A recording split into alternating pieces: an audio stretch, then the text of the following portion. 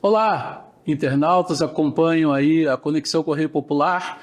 Na entrevista desta semana a gente recebe o prefeito de Campinas, Dário Saad, que vem falar para nós sobre os projetos, sobre as ideias que a prefeitura tem de gestão para esse ano e para os próximos anos.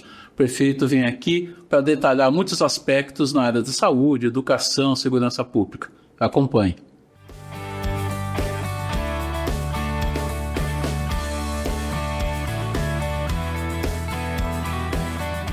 Prefeito, então, muito obrigado novamente por estar aqui conosco, ter aceitado o nosso convite para a quinta entrevista sua das entrevistas de domingo. O Correio completou 5 anos de nova gestão no último dia 18. Então, prazer receber o senhor aqui. Eu já começaria perguntando, né? O senhor superou o primeiro ano do segundo mandato. Foi mais difícil ou mais fácil do que você esperava? Não, foi um ano cheio de desafios, né? Porque a gente considera o quinto ano, mas na verdade é o primeiro ano do segundo mandato. Por quê? Porque você faz uma programação de 4 anos para chegar no processo eleitoral com as entregas, tudo. Agora iniciou-se um novo ciclo. Então eu não considero o quinto ano de governo, considero o primeiro ano do segundo mandato. Então foi um ano cheio de desafios. Foi um ano que nós conseguimos entregar bastante realizações para a cidade de Campinas. Foi um ano também de muitos desafios. Então, foi um ano que a gente finalmente entregou o Centro de Convivência Cultural, que já completava quase 14 anos fechado, sabe? Foi um ano que a gente avançou em algumas áreas importantes, como a área do desenvolvimento urbano, do urbanismo. A gente aprovou, sancionou a lei do PIDs, que é o grande distrito de inovação da cidade de Campinas, que não foi uma lei da prefeitura, foi uma lei construída com a prefeitura, com as universidades, com os institutos de pesquisa. Na sanção da lei estavam os reitores, estava o reitor da PUC, da Unicamp, estavam os responsáveis do projeto Sirius, do CPQD. Então, foi um avanço importante para a cidade, uma discussão complexa, uma discussão extremamente complexa, mas vencemos a grande primeira etapa. Agora vem a regulamentação, vem todos os decretos que vão organizar tanto o RIDS, que fica dentro do PIDs, como os demais processos necessários. Mas foi um avanço imenso. Aquela área que era chamada antigo CIATEC 2 estava congelada na cidade. E a gente conseguiu vencer. Então foi um ano de muitas entregas. Claro, com os desafios que a metrópole nos impõe, né? Na área da saúde, a gente entregou o Hospital da Mulher, nós assumimos o Hospital do Amor, transformamos o Centro de Diagnóstico e Oncologia e agregamos mais 2 grandes equipamentos de saúde para o município. Perfeito. Vou aproveitar o gancho do PITS que o senhor falou, prefeito. Quais são os próximos passos agora? Até cheguei a conversar rapidamente com o secretário Colotina e disse que já há empresas manifestando interesse em se instalar aqui. Qual a sua expectativa? A expectativa é muito boa. Realmente já há empresas interessadas em instalar dentro da nova legislação aprovada. Nós passamos agora para os decretos que organizam tanto a gestão do RIDS, que é o Hub Internacional, que será uma gestão compartilhada com as universidades, com os institutos de pesquisa, como das normas gerais.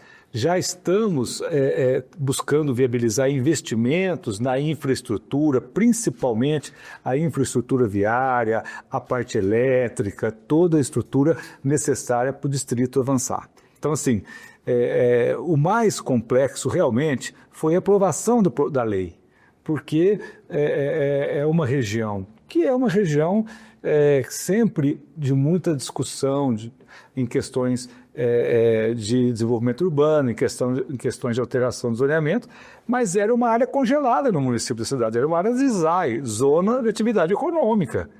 E todos os grandes distritos de tecnologia do mundo são áreas de uso misto.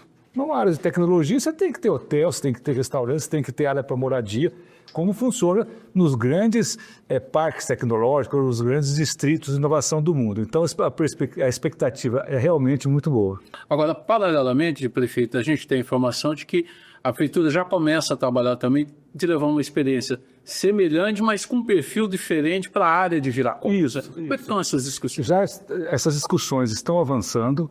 O que nós queremos na área de Viracopos é fazer as alterações necessárias do zoneamento urbano vocacionada para uma área aeroportuária, que da mesma forma que tem hoje no mundo, ela tem que contemplar diversos setores da sociedade. Então, nós estamos avançando nos estudos, estamos decidindo se contratamos uma consultoria especializada de renome nacional para poder fazer o Master Plan. Master Plan é um nome meio do mercado, mas fazer realmente um estudo geral, porque o aeroporto de Viracopos tem batido recordes, por exemplo, de transporte passageiro, como foi o último mês. O aeroporto de Viracopos é o principal aeroporto de cargas do país e ele tem que ter um zoneamento urbano adequado para poder potencializar cada vez mais a presença do aeroporto ali. Então, os estudos estão avançados, agora estamos definindo se contrata uma consultoria especializada para poder fazer um estudo técnico bem aprofundado. Olha, Campinas, a região tem uma expectativa em relação à gestão de Viracopos. Isso. Eu tenho contato com o Ministério dos Portos e Aeroportos. O que eu avalio que há uma grande possibilidade de um acordo com o atual concessionário, porque houve discussões de relicitação e não avançou, e eu sempre defendi no Ministério dos Portos e Aeroportos que se resolva essa questão, ou que seja com uma nova licitação, ou que seja acordo. Não é uma questão da competência do município, mas o município quer que resolva aquilo. O município quer que resolva esse impasse. Por quê?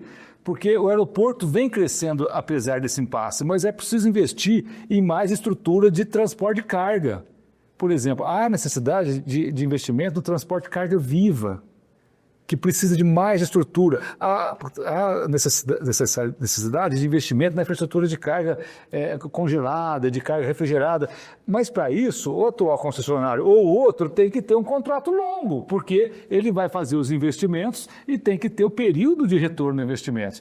Então, como não se trata de uma questão municipal, a gente tem feito muita pressão política para que isso se resolva. Segundo as últimas informações, é uma possibilidade real de uma prorrogação com o atual concessionário. Para a gente, eu não defendo nem o atual concessionário, não defendo a relicitação, eu não tenho... Mas uma solução. Eu quero uma solução. Eu vou para Brasília sempre, eu conversei várias vezes com os ministros, com os técnicos do Ministério dos Portos e Aeroportos, nesse sentido. A Prefeitura de Campinas quer uma solução para isso. Perfeito. Prefeito, a sua administração vai ser marcadas para sempre por várias obras, inclusive o Pires, que já falamos.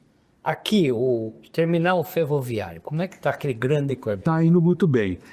Nós estamos na parte final de organizar a possível cessão onerosa da primeira parte, que é o projeto que a PUC nos deu. A PUC fez uma doação no projeto de uma área de aproximadamente 42 mil metros quadrados. Esse projeto foi levado à SPU de São Paulo, a SPU aprovou o projeto, porque é a área federal. A SPU aprovou e nós estamos na finalização da documentação. Eu acredito que agora, esse ano de 2026, a gente coloca em um processo de licitação para uma cessão onerosa.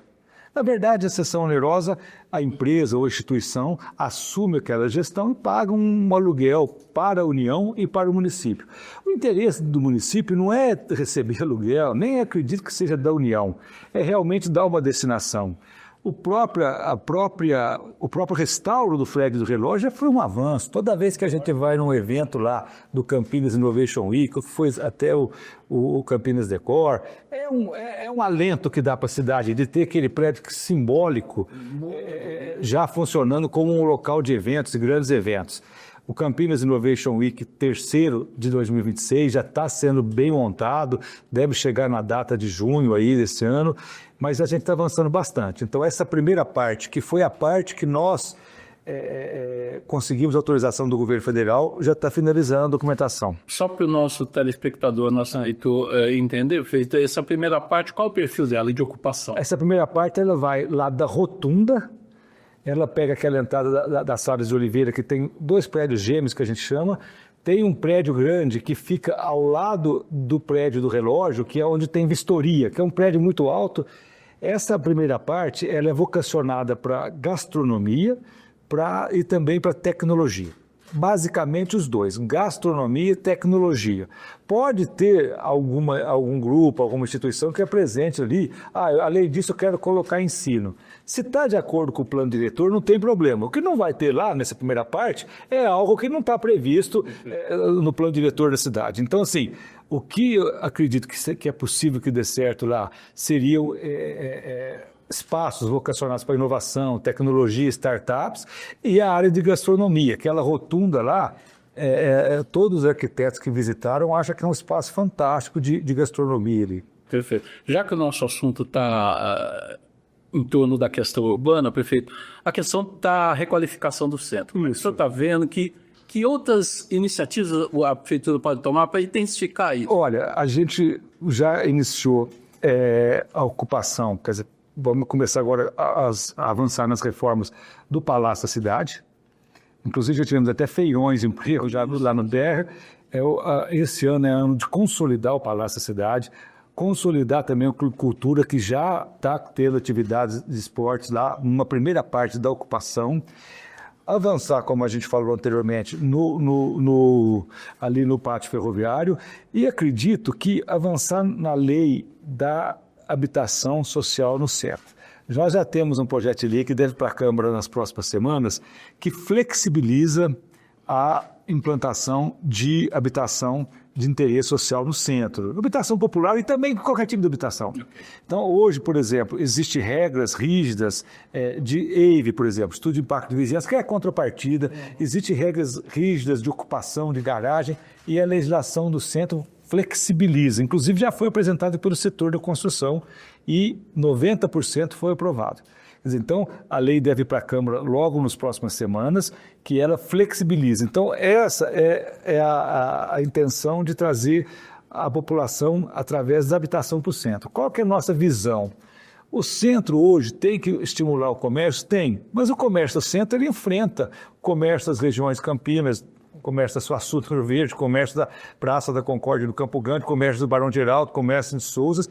Então, o comércio tem que ser estimulado, mas a gente não pode pensar no centro só através do estímulo ao comércio.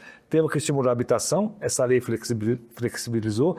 A questão das empresas de serviço. A gente acrescentou, se não me engano, mais 8 ou 10 quinais para o ISS menor do que fora do centro. Tem até possibilidade de grandes empresas de ir para o centro, já fomos até sondados. Então, trabalhar a habitação, ampliamos a questão dos quinais das empresas de serviço e vamos continuar na revitalização de algumas ruas. O nosso próximo alvo é a Rua Tomás Alves, é o próximo alvo. Tem a rua que está em frente, o Palácio, em frente também o Pátio dos Leões, também está na programação. E estamos acertando esse cronograma com os parceiros. Quais os parceiros? A CPFL e as telefônicas, porque a questão do aterramento da fiação, que é o principal que ajuda, é uma questão complexa, cara, e tem que ter a CPFL, por exemplo, de parceiro. Aquela experiência que a prefeitura teve de negociação com o Clube Cultura foi muito efetiva. Foi. Existe possibilidade de outros espaços?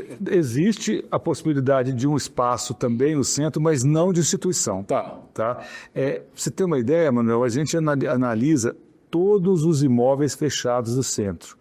A grande maioria está com valor de impostos pagos. Por mais que pareça contraditório, mas o índice de inadimplência no centro é muito baixo. É muito baixo, é impressionante.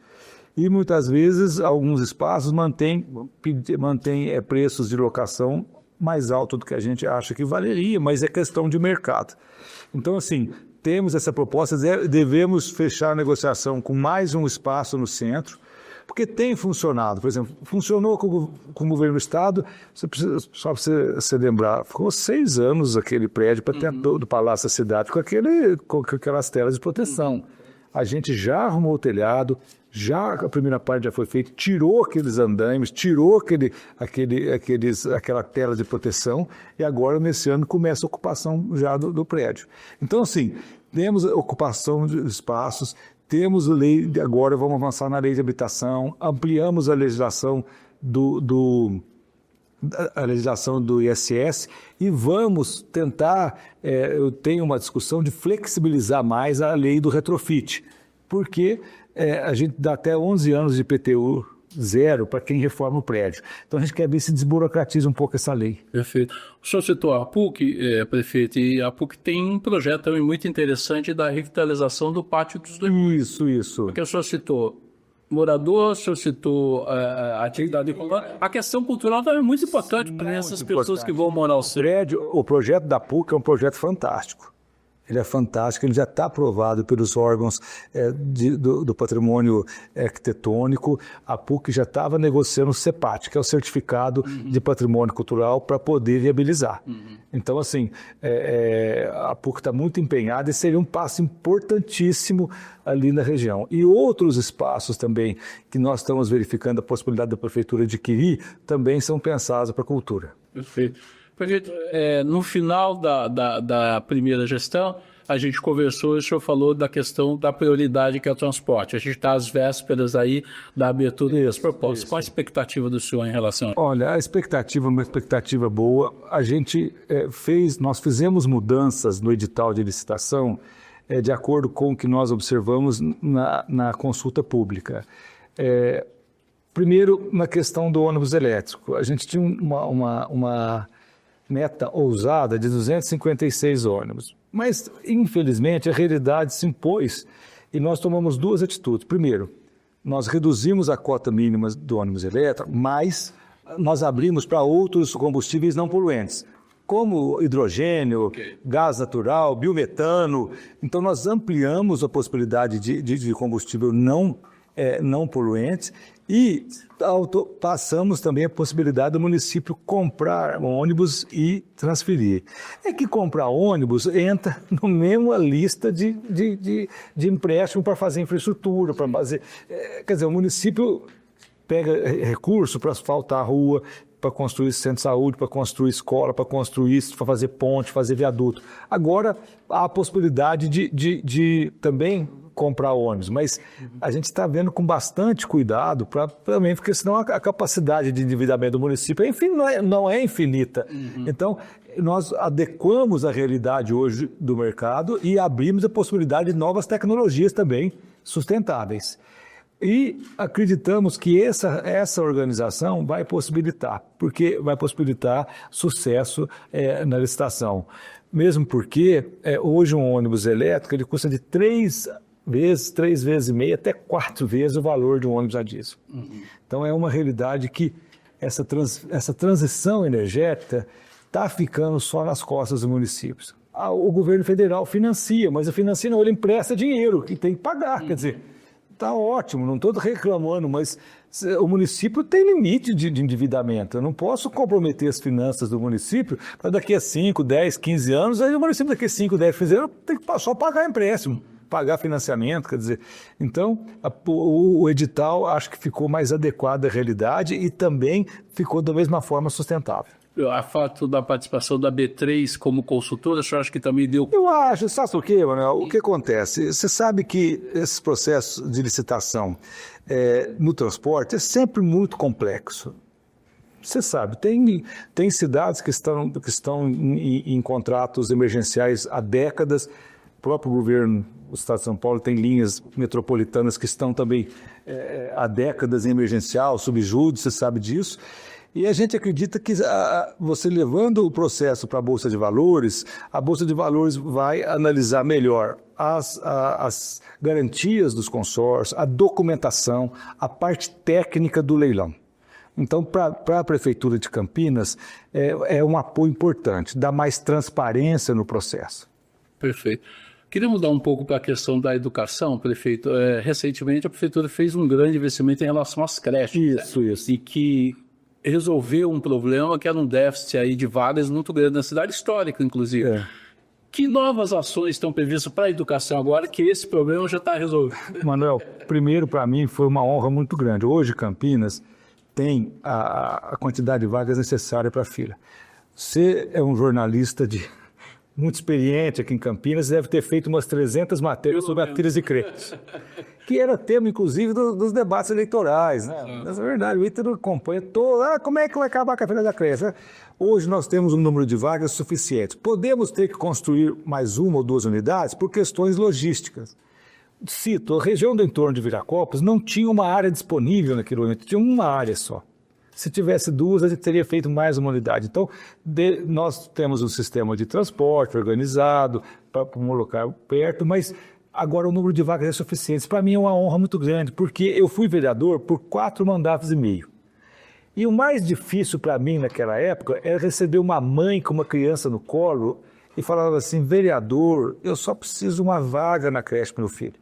Era duro, ela falou assim: olha, eu preciso trabalhar, eu preciso ajudar a sustentar a família. Só o meu marido não está dando.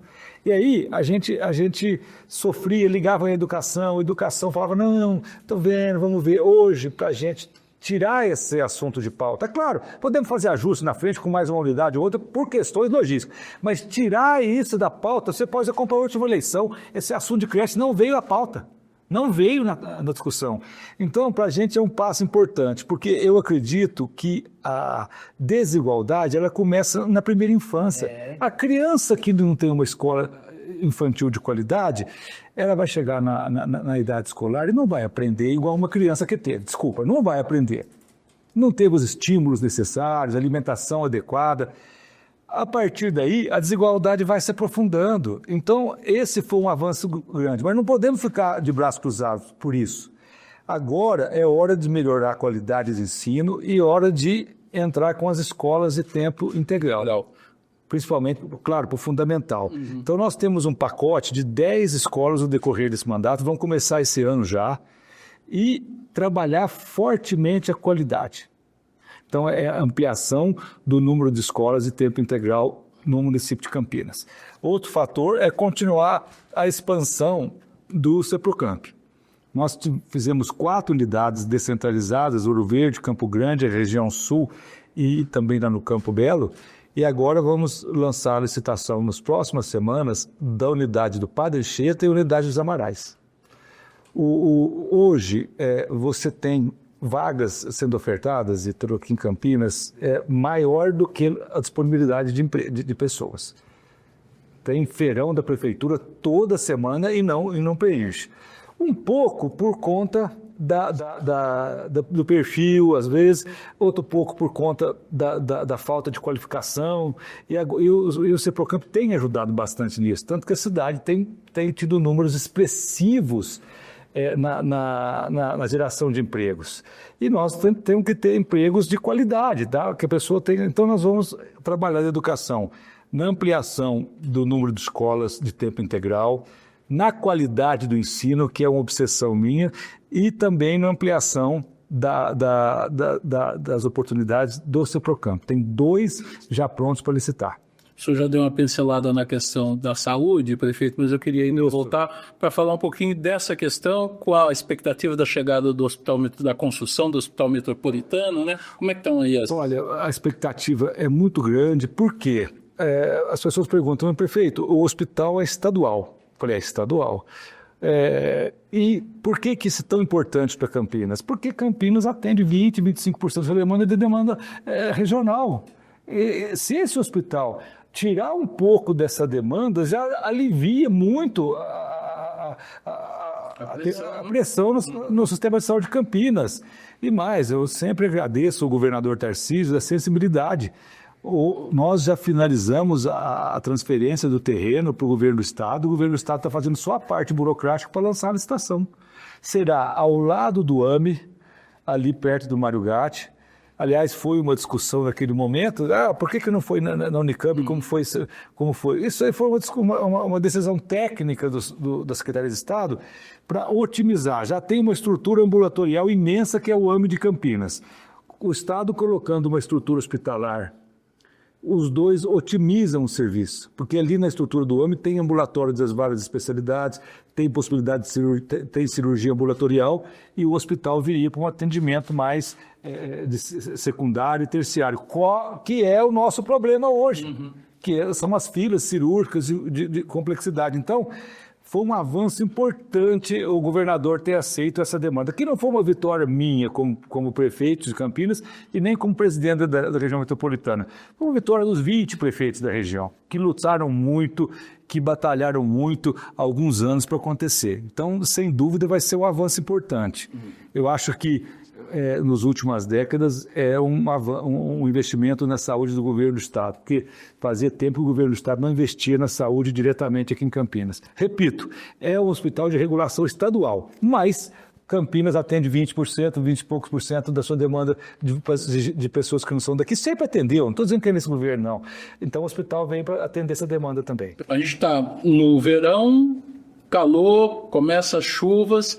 A saúde está com preocupação em relação à dengue. Eu lembro que há uns 3 anos a prefeitura fez uma projeção quase exata, né? No começo do ano para o final do ano dos casos. Como é que está essa situação? Não, olha, a situação ela está com um índice de transmissão alto, não comparado ao que foi 1 ano e meio atrás, 2 anos atrás. A gente tem feito ações todas as semanas. A imprensa cansa. Eu vejo as notícias, eu falo assim, a imprensa, eu falo, nossa, eu tenho até dó, porque é a mesma notícia, tem 20 bairros que tem a transmissão, aí vai a prefeitura lá, quer dizer, a prefeitura tem trabalhado bastante nisso. Não está parecendo que vai explodir, mas os números ainda são altos. E aquela velha história, 70%, 80%, o Ministério da Saúde fala, a transmissão está no domicílio, a proliferação do mosquito está no domicílio. Por isso que a gente não cansa de pedir para as famílias olhar uma vez por semana dentro do seu quintal, da sua varanda.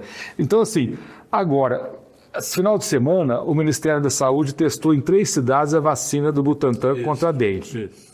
Essa vacina do Butantan está nos dando muita esperança. Há uma previsão, assim, não foi oficial, mas que no segundo semestre desse ano começa a vacinação em massa. Essa vacina é muito melhor dessa que a gente aplicou. Uma dose única. Uma dose única e ela atinge 4 sorotipos, 1, 2, 3 e 4, e ela diminui muito a necessidade de internação, reduz muito os sintomas. Então, assim, eu estou com muita esperança nessa vacina do Butantan. Muita esperança mesmo. Eu acredito que se a gente conseguir no segundo semestre fazer uma vacinação em massa, a gente dê um avanço muito grande. Porque senão a gente fica enxugando gelo. Quer dizer, e assim, o mosquito, hoje, como nós vivemos num período que o clima já mudou, você não tem mais aquele frio que a gente tinha aqui naquele período.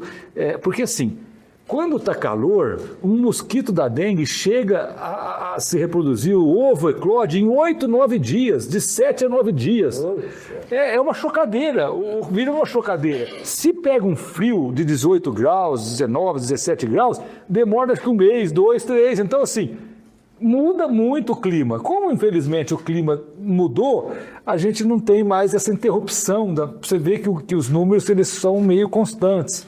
Então, eu acredito que a vacina do Butantan é um grande alento. É um grande alento. Prefeito, o Brasil tem discutido, e há uma crítica ao governo federal, especificamente nessa área, que é a questão da segurança pública. Isso. Campinas tem uma guarda municipal muito bem estruturada, mas mesmo assim, várias cidades têm discutido a questão de uma polícia municipal. A prefeitura pensa nisso? Isso seria importante? Olha, a estrutura que temos é suficiente? Eu acho que a estrutura que Campinas tem e o formato da Guarda Municipal, ela é suficiente. É suficiente. O que nós sempre conversamos e nos reunimos é o seguinte, hoje, muito dos índices de criminalidade, muito dos casos de criminalidade é relacionado ao tráfico internacional de drogas. Infelizmente, nós somos aqui,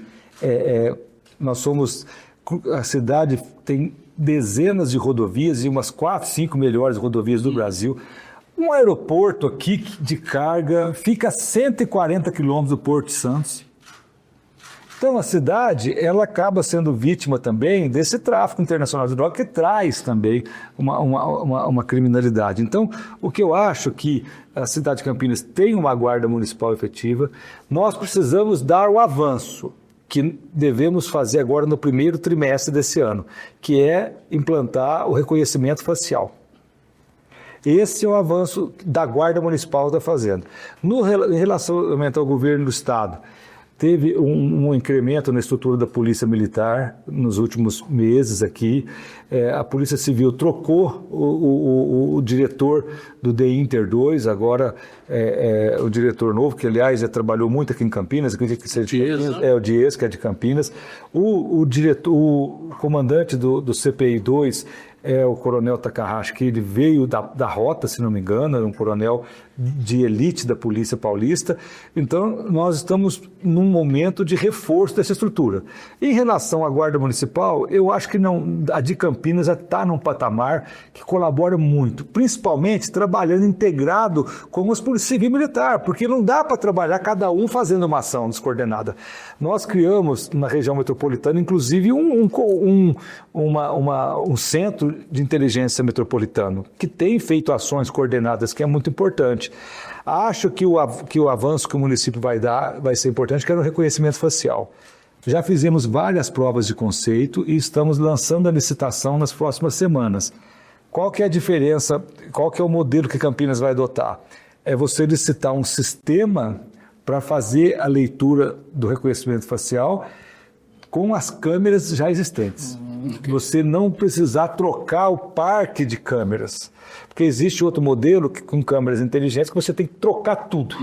Ou trocar onde você quer identificar. Esse sistema que já foi testado em Campinas, esse sistema ele faz a leitura do reconhecimento facial com as câmeras existentes. Essa é a novidade. E tem algumas cidades já que tem utilizado, então a cidade vai dar esse avanço para colaborar mais ainda com a segurança. Porque você sabe que as cidades têm entrado na questão da segurança através das guardas municipais de algumas décadas para cá, 30, 40 anos, se não me engano. Eu, quando comecei meu mandato de vereador, não existia guarda municipal. Hoje as cidades têm que ter um orçamento destinado agora. E a segurança pública é um dever mais do Estado, do governo federal na questão dos crimes federais, do que do próprio município. Mas a gente tem avançado bastante. Então, acho que no caso de Campinas não entra essa discussão de transformar numa polícia, não. Okay. A gente está estruturado, está trabalhando em conjunto com a Polícia Civil e Militar. No caso das câmeras, que o senhor fala, a gente começa pelas câmeras municipais, porque a gente tem também agregado as câmeras particulares, né? De empresas e tal. Olha, a gente começa com as câmeras municipais, só que o nosso sistema, ele, dependendo da qualidade da câmera, ele vai poder agregar. Agregar também, mas ela é dimensionada, a princípio, para as câmeras da prefeitura mesmo, nos locais de interesse. Quantas câmeras tem? Depende, ainda está faltando fechar, porque você faz um pacote e vai agregando câmeras. Entendeu? Ainda não temos o fechamento do número, mas vai ser um número expressivo. A gente tem mais de 3 mil, é isso? É isso? Você depois vai ser A gente passa, tem muita. Nós temos uma quantidade grande de câmeras próprias e tem as do Monitora Campinas, que a gente entra aqui no monitoramento de alerta, que a gente fala. Perfeito. E aí, aos poucos, vai agregando. Vai agregando, isso. E também, se você tem vários pontos, você pode mudar de lugar também. Você fala, vai ter 100 pontos, 50 pontos. Eles não são fixos. Você pode ir mudando de lugar de acordo com o interesse. Perfeito. Prefeito, vamos falar de finanças um pouco? Vamos. Acho que isso às vezes tira um pouco o sono do prefeito. É verdade.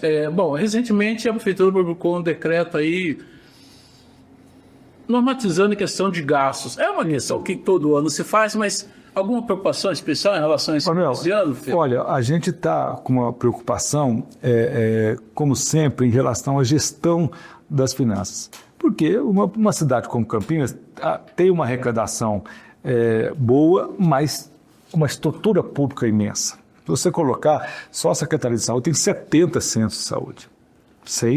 3 hospitais, agregamos agora o Hospital da Mulher e o centro. Então, do ponto de vista da estrutura, nós temos uma estrutura grande. O que nós fizemos esse começo de ano é fazer um decreto de enxugar o orçamento, de fazer uma adequação, uma racionalização, para poder chegar no final ou de 2026 ou 2027 com dinheiro para investir. Porque se você não faz ajuste no orçamento, não sobra recurso para investimento.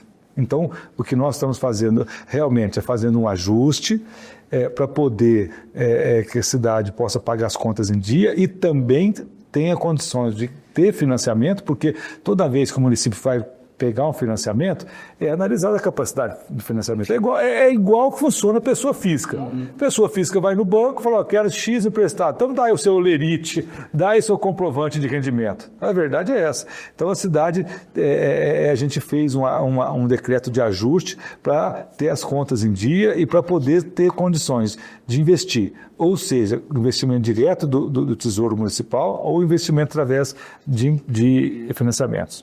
O orçamento deste ano? 11,6 bi. O custo de gestão de manutenção A cidade, a estrutura, qual a análise que eu faço? A estrutura pública da cidade de Campinas é grande. Você tem 200 e tantas escolas, 70 centros de saúde, 3 hospitais. Mário Gatim, Mário Gatti, Ouro Verde. Agora acrescentamos um centro de diagnóstico de oncologia, o Hospital da Mulher, quer dizer, tudo isso é custo contínuo. Então, é uma cidade que tem uma estrutura muito grande e tem uma possibilidade de arrecadar, mas se você não racionalizar e não fizer, não enxugar, você corre o risco de descontrolar as finanças.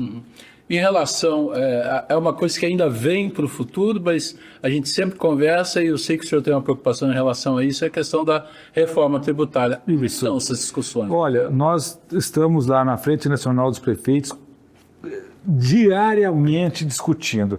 É o comitê gestor do IBS, é a divisão, é a participação no comitê das cidades, de quem representa as cidades menores, com as cidades de maior porte.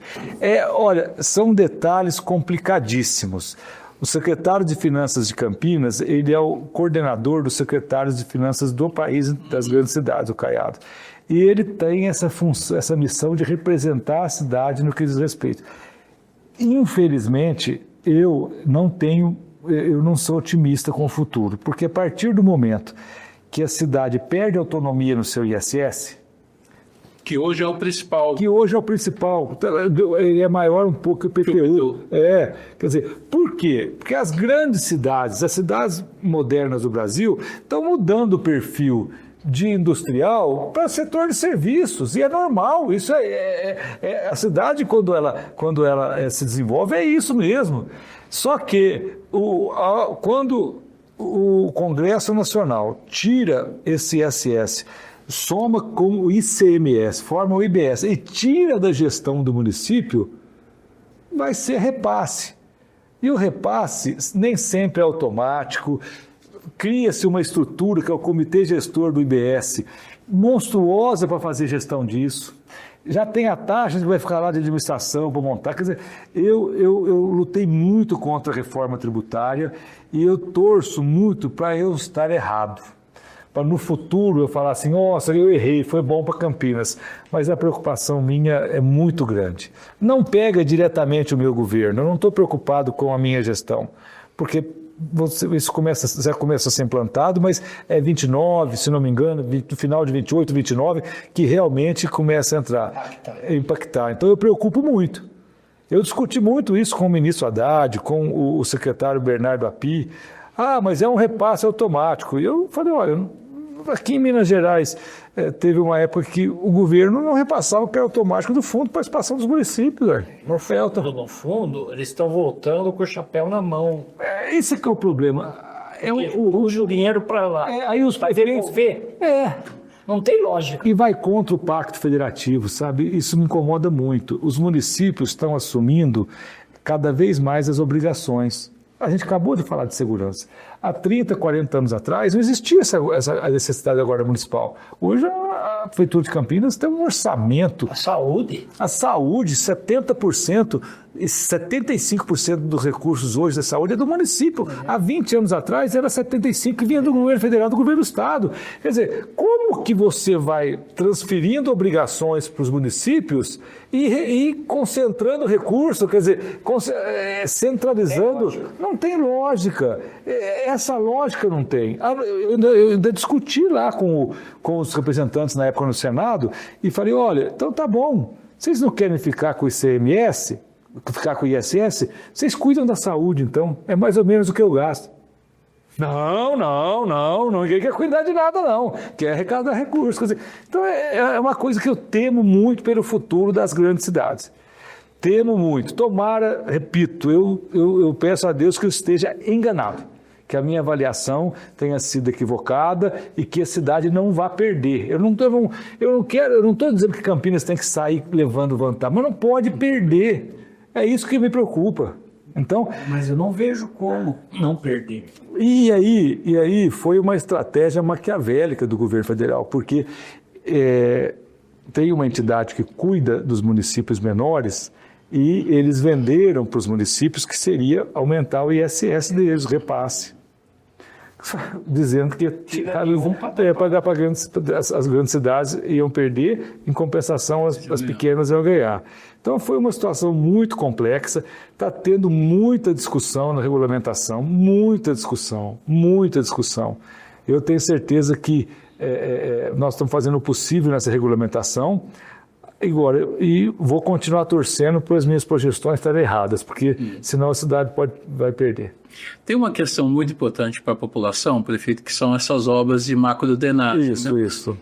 Temos o Piscina Paz, está bem adiantado as obras. Isso, né, aqui do Paranapanema, Jardim e já tem iniciado também lá do Mercadão. Isso. Como é que está isso? Está caminhando muito bem. São 2 grandes piscinões que ficam na cabeceira dos 2 principais córregos que passam na região central. Que fica na cabeceira ali da Princesa do Oeste, do Paranapanema, inclusive o túnel já foi perfurado, que é o túnel que vai puxar a água da cabeceira da Princesa do Oeste para evitar que ela acumule ali. E o do Mercadão começou há pouco tempo. Então, assim, está caminhando bem, é um processo grande, também fruto de financiamento, de empréstimo. Nós buscamos empréstimo do governo federal através do BNDES para fazer esse investimento e começa a já ter soluções definitivas na Princesa do Oeste e também lá na Orozimbo Maia. Tem mais o terceiro piscinão que fica ali na Princesa do Oeste. Nós estamos discutindo a adequação, tinha uma proposta inicial que tirava muitas árvores, eu achei também que era muito. Tem um projeto novo que minimamente mexe na arborização do local. Então é um processo que a cidade tirou do papel. Mas não tirou do papel o projeto antigo, a gente teve que refazer, porque projetos de drenagem de 15, 20 anos atrás não saíram. Ficam superados com um novo tipo de chuva, né? Porque hoje chove muito concentrado em pouco tempo. Né? Então estão caminhando bem. Perfeito. Temos eleição. Temos eleição. Ano sim, ano não, né, Ítalo? Mas não vamos falar de assunto político. O prefeito é do republicano, o vice é do PSB. É verdade. Fazer. Então, olha, eu tenho uma participação do Republicanos, a gente vai estar junto com o governador Tarcísio de Freitas. O vice-prefeito tem a posição dele no PSB, acho que eles não definiram ainda, mas a gente convive democraticamente.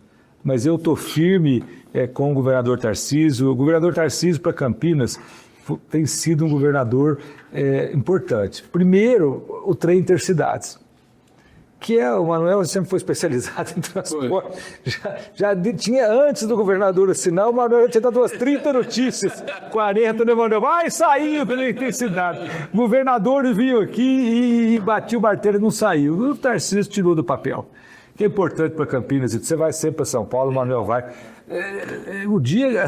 Tem semana que eu vou 3 vezes para São Paulo, Vitor. Dependendo de que hora que é a reunião em São Paulo, tem que sair 3 horas e meia, 4 antes.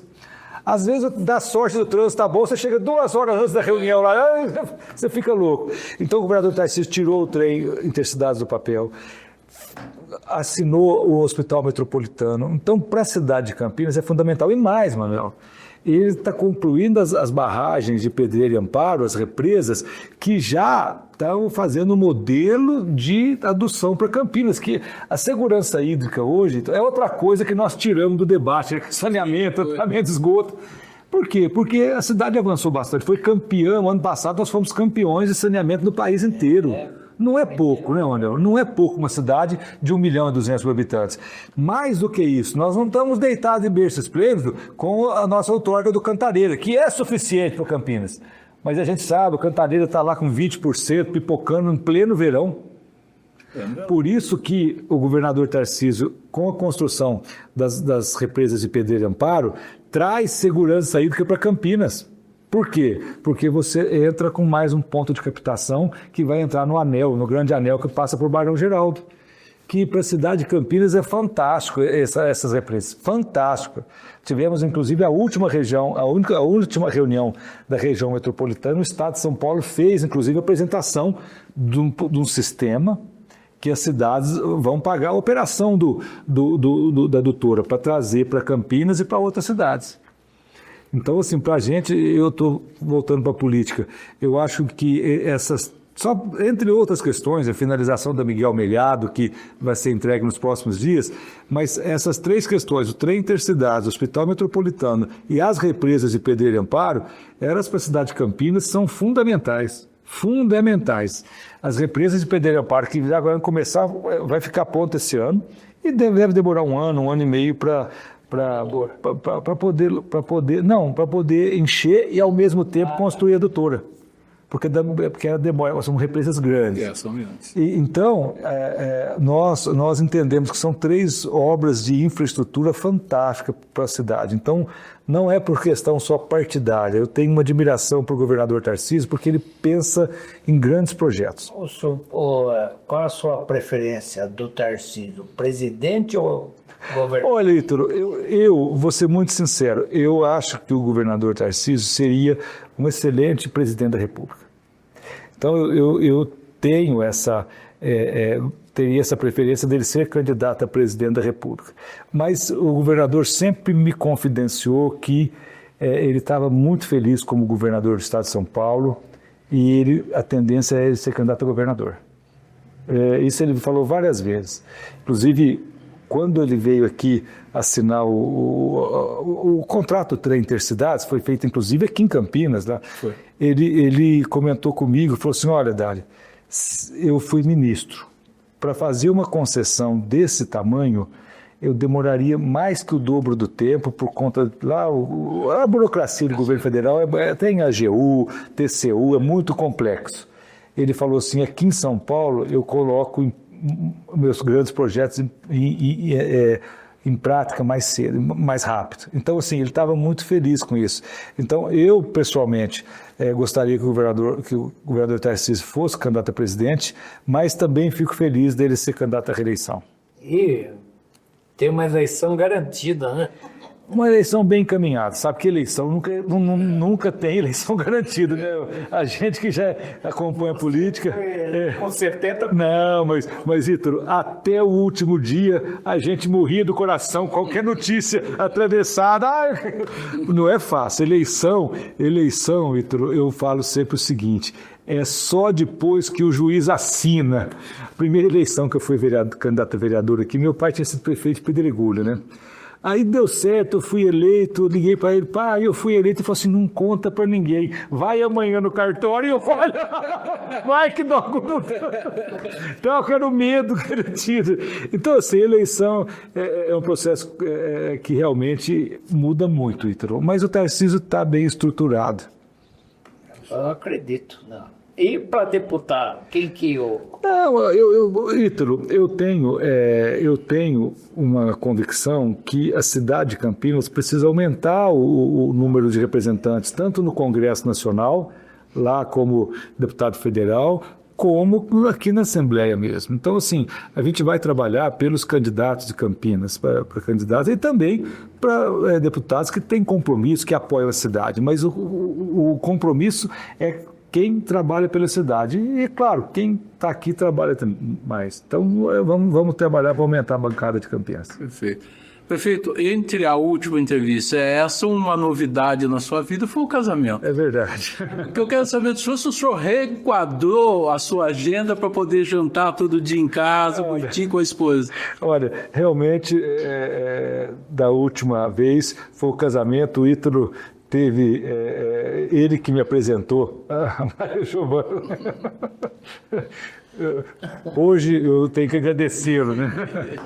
Mas assim, para mim mudou um pouco sim a rotina, porque a minha vida sempre foi de trabalhar muito. Então eu saía de casa de manhã, 7, 8 horas da manhã e voltava 10, 11, meia-noite, 1 hora. Ia de compromisso em compromisso, aí entrava em rede social.